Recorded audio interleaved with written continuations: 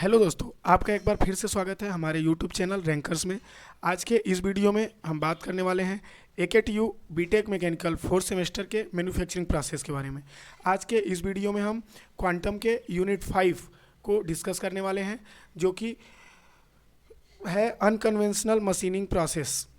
आज के इस वीडियो में हम बात करेंगे अनकन्वेंशनल मशीनिंग प्रोसेस के बारे में। तो चलिए इसके कंटेंट्स को देख लेते हैं। इसके कंटेंट्स को 8 पार्ट में डिवाइड किया गया है या 8 मॉड्यूल में डिवाइड किया गया है। पार्ट 1 है abrasive jet machining, water jet machining, abrasive water jet machining. तो पार्ट 1 में हमें abrasive jet machining, water jet machining और अब्रेसिव वाटर जेट मशीनिंग के बारे में पढ़ना है। पार्ट 2 है अल्ट्रासोनिक मशीनिंग। अल्ट्रासोनिक मशीनिंग का प्रिंसिपल और प्रोसेस और पैरामीटर क्या है, इसको हमें पार्ट 2 में पढ़ना है। पार्ट 3 है electrical discharge machining. Electrical discharge machining में भी उसके प्रिंसिपल और प्रोसेस पैरामीटर को पढ़ना है, और इसमें मेटल रिमूवल रेट और सरफेस फिनिश के बारे में दिया गया है। पार्ट 4 है tool wear, dielectric power and control circuit wire EDM, यानी कि इलेक्ट्रिकल डिस्चार्ज मशीनिंग। पार्ट 4 में tool wear, dielectric power और control circuit wire with EDM के साथ पढ़ना है। पार्ट 5 में है electrochemical machining, its and mask and process, parameter, material removing rate and surface finish. ये पार्ट 5 में है। पार्ट 6 में हमें लेज़र बीम मशीनिंग LBM के बारे में पढ़ना है। पार्ट 7 में प्लाज्मा आर्क मशीनिंग PAM के बारे में पढ़ना है। और पार्ट 8 में हमें इलेक्ट्रॉन बीम मशीनिंग यानी कि EBM के बारे में पढ़ना है। ये तो रहा हमारा अनकन्वेंशनल मशीनिंग प्रोसेस यूनिट 5 के कंटेंट्स, जिसको 8 पार्ट में डिवाइड किया गया है। अब हम इसको पार्ट वाइज डिस्कस करेंगे। तो चलिए आज के वीडियो में हम पार्ट 1 को डिस्कस करेंगे, अब्रेसिव जेट मशीनिंग प्रोसेस। पहले हम पढ़ेंगे अब्रेसिव मशीनिंग। अब्रेसिव मशीनिंग क्या होता है? तो यहाँ पर लिखा है abrasive machining is a machining process where material is removed from a workpiece using a small abrasive particle. Abrasive machining particle वह मशीनिंग प्रोसेस होता है जिसमें मटेरियल को वर्क पीस से मटेरियल को with help of abrasive particle remove किया जाता है। Common example of abrasive machining is grinding, honing, polishing. Abrasive machining के जो कॉमन एग्जांपल हैं वो ग्राइंडिंग, होनिंग, पॉलिशिंग है। Abrasive process are usually expensive but capable of tighter tolerances and better surface finish than other machining process. कह रहा है कि abrasive process जो होता है वो यूजुअली एक्सपेंसिव होता है, लेकिन जो अब्रेसिव मशीनिंग प्रोसेस होता है वो टाइटर टॉलरेंस और बेटर सरफेस फिनिश के लिए अच्छा होता है। अब नेक्स्ट टॉपिक है हमारा classification of abrasive machining process. Abrasive machining process को 3 पार्ट में डिवाइड किया गया है। पहला है बॉन्डेड, दूसरा है लूज, तीसरा है इम्पैक्ट। बॉन्डेड को 3 पार्ट में डिवाइड किया गया है, ग्राइंडिंग, होनिंग और कोटेड अब्रेसिव। लूज को 5 पार्ट में डिवाइड किया गया है, lapping, ultrasonic machining, barrel finishing, buffing और पॉलिशिंग।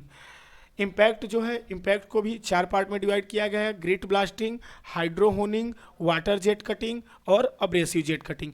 ये तो रहा अब्रेसिव मशीनिंग के पार्ट। अब हम पढ़ेंगे abrasive jet machining. Abrasive jet machining क्या होता है? Principle of abrasive jet machining यानी कि principle of AJM। The principle of abrasive jet machining is the use of a high speed stream of abrasive particle carried by a high pressure gas on the workpiece through a nozzle. कह रहा है कि AJM का जो principal होता है वह high speed stream of abrasive particle यानी कि अब्रेसिव पार्टिकल के हाई स्पीड स्ट्रीम को वर्कपीस पर अब्रेसिव पार्टिकल के साथ हिट कराने से नोजल के द्वारा हमारा मशीनिंग कंप्लीट होता है। The material removal will take place due to erosion. कह रहा है मटेरियल रिमूवल जो होता है वह इरोजन के कारण टेक प्लेस होता है। Abrasive particle imparting the workpiece surface at high speed, क्योंकि जो अब्रेसिव पार्टिकल होते हैं वो हमारे वर्क पीस के सरफेस पर बहुत तेज़ी के साथ इम्पैक्ट करते हैं, टकराते हैं, जिससे कि हमारा वर्क पीस का इरोजन स्टार्ट हो जाता है। नेक्स्ट कह रहा है when abrasive particles are propelled by inert gas at very high speed on the workpiece the erosion will occur on the surface of the workpiece. कह रहा जब abrasive particle are propelled by inert gas, जब abrasive particle को inert gas के साथ very high speed से workpiece पर hit कराया जाता है, द इरोजन विल अकर, तो इरोजन जो होता है स्टार्ट हो जाता है कहाँ से, work surface of the workpiece के सरफेस से। ये रहा हमारा एजीएम का एक हमारा गैस सप्लाई है, यहाँ से हमारा गैस जाता है, यहाँ पर फिल्टर लगा हुआ है, गैस फिल्टर होके जाता है, फिर यहाँ प्रेशर रेगुलेटर लगा हुआ है जहाँ से कि प्रेशर रेगुलेट हम कर सकते हैं। उसके बाद यहाँ वाइब्रेटर लगा है, वाइब्रेटर के हेल्प से हम अब्रेसिव पार्टिकल और गैस को आपस में मिक्स करते हैं अच्छे से। उसके बाद यहाँ पावर सप्लाई एंड मिक्सचर लगा है, यहाँ से पावर सप्लाई देते हैं और मिक्स करने के बाद फूड कंट्रोल वाल्व के द्वारा हम नोजल में अब्रेसिव पार्टिकल और गैस के मिक्सचर को भेजते हैं, जहाँ नोजल के द्वारा एक हाई स्पीड स्ट्रीम पर हमारा जो अब्रेसिव पार्टिकल है वो गैस के साथ वर्कपीस पर हिट करता है, जिससे वर्कपीस का मशीनिंग होता है। ये तो रहा एजीएम का डायग्राम। कह रहा है the material removal occurs through a chipping action which is especially effective on hard and brittle material. कह रहा है the material removal occurs through a chipping, जो वर्कपीस से मटेरियल रिमूव होता है वह चिपिंग के फॉर्म में, चिप्स के फॉर्म में होता है, जो कि स्पेशली इफेक्टिव होता है हार्ड और ब्रिटल मटेरियल के लिए। ये तो रहा प्रिंसिपल और प्रोसेस एजीएम का। अब हम पढ़ेंगे लिमिटेशंस ऑफ एजीएम। एजीएम की लिमिटेशंस क्या हैं। पहला है there is a possibility that particles can be embedded into workpiece. कह रहा है कि यहाँ पर पॉसिबिलिटी होता है, यानी कि एजीएम में पॉसिबिलिटी होता है कि जो एब्रेसिव पार्टिकल है वो हमारे वर्कपीस के साथ चिपक सकते हैं या उसमें एंटर कर सकते हैं। सेकेंड कह रहा है it have low metal removal rate, जो एजीएम का मेटल रिमूवल रेट होता है वह लो होता है। थर्ड है requirement of dust removal system, क्योंकि अब्रेसिव पार्टिकल जाके हिट करेंगे और वर्कपीस से चिप्स निकलेंगे तो वहाँ डस्ट जमा हो जाते हैं, तो इस प्रोसेस में हमें डस्ट रिमूवल सिस्टम की आवश्यकता होती है। चौथा कह रहा है possibility of stray abrasive action, यहाँ पर पॉसिबिलिटी होता है स्ट्रे एब्रेसिव एक्शन, यानी कि जो हमारा एब्रेसिव पार्टिकल होता है जहाँ हिट करना चाहिए वहाँ से इधर उधर हट सकता है, उस चीज़ की पॉसिबिलिटी रहती है। ये तो रहे हमारे कुछ लिमिटेशंस एजीएम के। अब हम नेक्स्ट देखेंगे effect of stand of distance and abrasive grit size. कह रहा है कि on metal removal rate in the AGM. कह रहा है effect of stand of distance, यानी कि स्टैंड ऑफ डिस्टेंस और एब्रेसिव ग्रिट साइज का मेटल रिमूवल रेट पर क्या इफेक्ट होता है एजीएम में। स्टैंड ऑफ डिस्टेंस का मतलब होता है कि वर्कपीस से तुम्हारे नोजल की डिस्टेंस कितनी है, वो तो हो जाएगा स्टैंड ऑफ डिस्टेंस। और ग्रिड साइज क्या होता है, जो तुम्हारे एब्रेसिव पार्टिकल यूज किए जाएंगे, एब्रेसिव पार्टिकल की साइज क्या है, वो होता है एब्रेसिव ग्रिड साइज। उसका क्या इफेक्ट होता है मेटल रिमूवल रेट पे, तो चलिए देख लेते हैं। पहला है effect of stand of distance on metal removal rate. तो कह रहा है the metal removal rate increases as the stand of distance increases. जब हम स्टैंड ऑफ डिस्टेंस को बढ़ाएंगे तब हमारा मेटल रिमूवल रेट जो है, मेटल रिमूवल रेट बढ़ जाएगा। फिर कह रहा है but when it reaches the maximum value it decreases. लेकिन ये कब तक होगा, जब तक हमारा ये स्टैंड ऑफ डिस्टेंस अपने मैक्सिमम वैल्यू पर नहीं पहुंच जाता। जिस समय हमारा स्टैंड ऑफ डिस्टेंस अपने मैक्सिमम वैल्यू को रीच कर जाएगा उसके बाद हमारा मेटल रिमूवल रेट घटने लगेगा। मैक्सिमम वैल्यू के बाद हमारा मेटल रिमूवल रेट घटने लगेगा। ये ग्राफ दिया है मेटल रिमूवल रेट और स्टैंड ऑफ डिस्टेंस के बीच। पहले हमारा ग्राफ इंक्रीज हुआ, धीरे धीरे इंक्रीज हुआ, उसके बाद जब हमारा मैक्सिमम को रीच कर गया स्टैंड ऑफ, तो उसके बाद क्या हुआ, हमारा मेटल रिमूवल रेट घटने लगा। एक समय तक जब तक मैक्सिमम पे रीच नहीं कर जाएगा स्टैंड ऑफ डिस्टेंस, हमारा मेटल रिमूवल रेट बढ़ता रहेगा। लेकिन जैसे ही हमारा स्टैंड ऑफ डिस्टेंस मैक्सिमम को रीच कर जाएगा, उसके बाद हमारा जो मेटल रिमूवल रेट है वो घटने लगेगा। ये तो रहा effect on metal removal rate on stand of distance. अब हम नेक्स्ट देखेंगे effect of abrasive jet grit size on metal removal rate. Abrasive grain grit size का क्या इफेक्ट होता है। कह रहा है bigger size of grain gives higher material removal rate. Bigger size of grain का जितना बड़ा साइज होगा मेटल रिमूवल रेट उतना ज़्यादा अधिक होगा, मेटल रिमूवल रेट उतना अधिक होगा। फिर कह रहा है for any flow rate of the abrasive, किसी भी फ्लो पे, रेट ऑफ एब्रेसिव के किसी भी फ्लो पे, but the bigger size of particles are limited because of internal diameter of nozzle. कह रहा है कि जितना ज़्यादा हमारे ग्रेन का साइज बढ़ेगा, ये हमारा ग्रेन हो गया, ग्रेन साइज जितना ज़्यादा बढ़ेगा मेटल रिमूवल रेट उतना ज़्यादा हमारा बढ़ेगा। लेकिन फिर क्या कह रहा है नेक्स्ट पॉइंट, कि जो हमारा ग्रेन ग्रिट साइज होता है उसका लिमिट होता है, उसको हम एक लिमिट से ज़्यादा बढ़ा नहीं सकते, क्योंकि जो हमारा नोजल का डायामीटर होता है वो फिर अटकने लगेगा, उसको पास करने के लिए मना करने लगेगा, इसलिए हमारा जो ग्रिट साइज होता है उसको एक लिमिट से ज़्यादा नहीं बढ़ा सकते। ये है हमारा मेटल रिमूवल रेट और एब्रेसिव फ्लो रेट के बीच ग्राफ।